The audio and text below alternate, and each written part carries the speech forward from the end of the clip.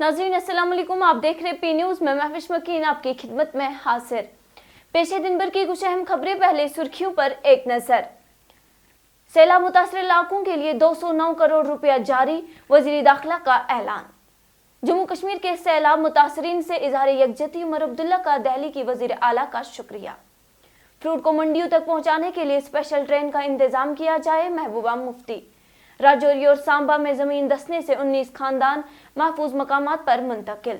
जम्मू श्रीनगर कौमी शहरा शदीद बारिश के बाइस मुसलसल बंद। राजौरी में फौजी गाड़ी को हादसा, एक जेसीओ समेत 5 एहलकार जख्मी। श्रीनगर स्मार्ट सिटी मंसूबों में 153 मंसूबे मुकम्मल, बाकी काम जारी, ड्यूकॉम। और advocate Farooq Ahmad Rishi art and culture cell का को कन्वीनियर नामजद।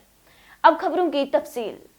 नाजरीन, मरकजी वजीर दाखिला अमित शाह ने कल देर गए शाम जम्मू कश्मीर के सैलाब मुतासर इलाकों के लिए SDRF से 209 करोड़ रुपया जारी करने का ऐलान किया है।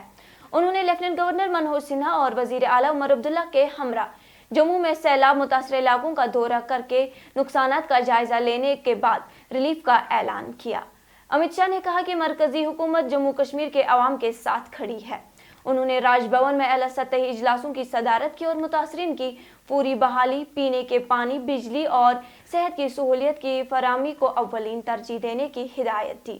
सरकारी एदाद-ओ-शुमार के मुताबिक अब तक मुख्तलिफ कुदरती आफत में 130 से जायद अफराद जाँ बहक और 33 लापता हो चुके हैं। मुतासर इलाकों में बहाली का काम जारी है, लेकिन मुकम्मल तमीर नौ में वक्त लगेगा। जम्मू कश्मीर के वजीर आला उमर अब्दुल्ला ने दिल्ली की वजीर आला रेखा गुप्ता का शुक्रिया अदा किया, जिन्होंने सैलाब मुतासरीन से इजहार यकजहती के लिए फोन किया और दिल्ली हुकूमत की जानिब से ताउन की पेशकश की। वजीर आला के दफ्तर ने एक्स पर लिखा है कि ऐसे खैर सगाली और ताउन के जज्बात मुश्किल वक्त में हमारा हौसला बढ़ाते और बाहमी रवाबित को मजबूत करते हैं। PDP सदर महबूबा मुफ्ती ने जम्मू श्रीनगर नेशनल हाईवे के मुसलसल बंद रहने पर तशवीश का इजहार किया। उन्होंने कहा कि ये रास्ता जम्मू कश्मीर की लाइफलाइन है।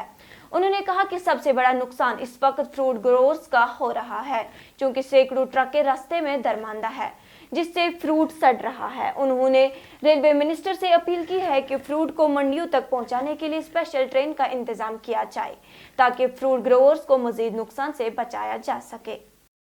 जो नेशनल हाईवे बंद होने की वजह से कई दिक्कतें हो रही हैं, पर सबसे बड़ी दिक्कत जो इस वक्त है वो हमारे फ्रूट ग्रोवर्स के, मेवा फरोश जो हमारे लोग हैं, उनके लिए बहुत बड़ी मुश्किल पैदा हो रही है, क्योंकि रास्ते में कई हमारे ट्रक फ्रूट से लदे पड़े हैं।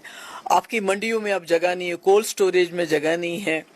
ऑलरेडी आपके पहलगाम हादसे के बाद आपके होटल की जो है रीढ़ की हड्डी टूट चुकी है, टूरिज्म बिल्कुल ठप है। अब ये एक फ्रूट इंडस्ट्री है जिसने जम्मू कश्मीर को बहुत मुश्किल वक्त में जिंदा रखा है। जो एक कार्गो ट्रेन स्पेशली चलनी चाहिए इसके लिए, ताकि फ्रूट जो है हमारा यहाँ से जम्मू कश्मीर से बाहर चला जाए, दिल्ली तक चला जाए। जो रेलवे मिनिस्टर हैं उनको मैं गुजारिश करती हूँ कि जो हमारा फ्रूट है वो रेडी है, वो सड़ रहा है, वो खराब हो रहा है, ट्रक्स में खराब हो रहा है, मंडियों में जगह नहीं इतना उसको रखने की।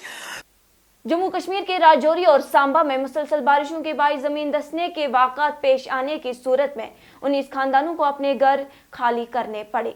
राजौरी के बुधाल गांव और सांबा के जामवाड़ा गांव में जमीन खिसकने से घरों में दरारें पड़ गई और मकानात गिरने के खतरे के पेश नजर लोगों को महफूज मकामात पर मुंतकिल किया गया। मुतासरीन को सरकारी इमारतों और स्कूलों में आर्जी तौर रिहाइश दी गई।